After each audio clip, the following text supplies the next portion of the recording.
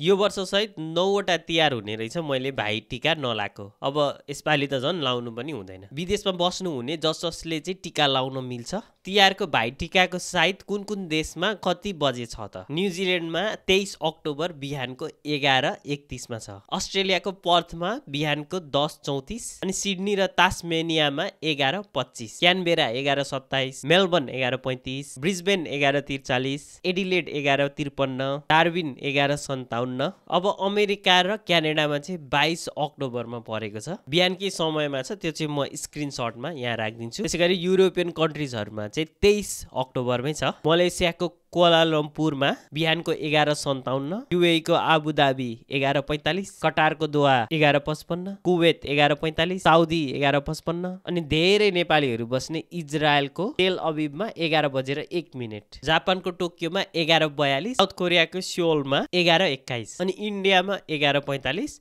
र नेपालमा चाहिँ 11:39 छ। नेपाली डेट चाहिँ कार्तिक 6 गते पर्छ। बाँकी अरू ठाउँको चाहिँ म स्क्रिनसटमा राखिदिन्छु। सबैलाई तिहारको शुभकामना। तपाईहरु यसपालि टीका लाउँदै हुनुहुन्छ कि लाउनुहुन्न कमेन्ट गर्नु है त।